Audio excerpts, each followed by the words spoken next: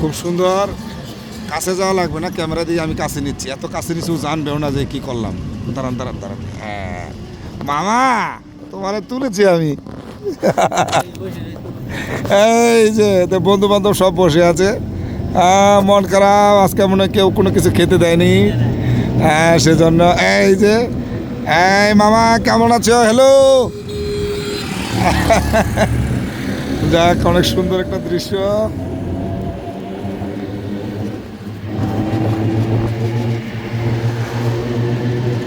মাশাআল্লাহ। এটা হলো আপনার এই মধুপুরের বনের ভিতরে একটা এলাকা। এখানেই বানর, বন্যপ্রাণী সহ আরও বেশ কিছু প্রাণী একবারেই মানুষের সাথে কাছে যায়, লোকজন খাবার দেয়। আজকে সকাল তো তো লোক খাবার দাবার মনে হয় পায়নি, যার জন্য মন খারাপ, বসে আছে।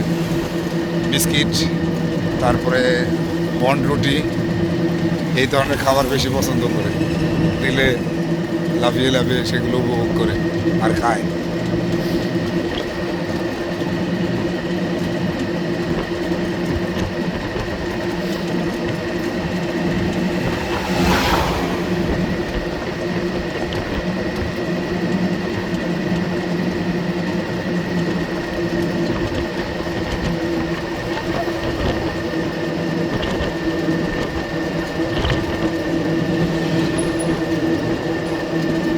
এইদিকে দেখা যাচ্ছে যে কিছু বাড়িঘর আছে।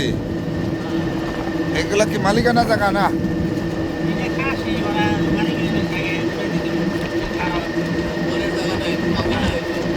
ওই যে দূরে খ্রিস্টানদের কবর দেখা যাচ্ছে, তার মানে কি এটা কারোদের বাড়ি? হ্যাঁ, ওদের বাড়ি তো বেশিরভাগ থাকে, মাটির বাড়ি থাকে, তো টিন।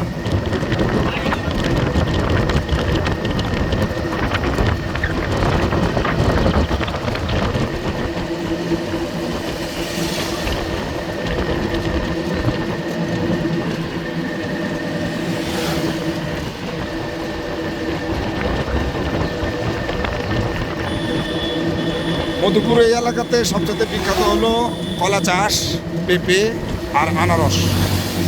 এক একটা আনারস 2-3 কেজি পর্যন্ত হয়। এখান থেকে আনারস প্রায় সারা দেশেই সাপ্লাই হয়। ঢাকা, যশোর, চট্টগ্রাম, বিভিন্ন এলাকায় যাই। আমরা সামনে সে এলাকায় যাচ্ছি। এটা আনারস বাগান, এই কলা বাগান। ও আরেকটা বিষয়, কাঁঠাল। প্রচুর কাঁঠাল চাষ হয় এই এলাকায়। কাঁঠালের স্থায়ী বাগানই আছে অনেক।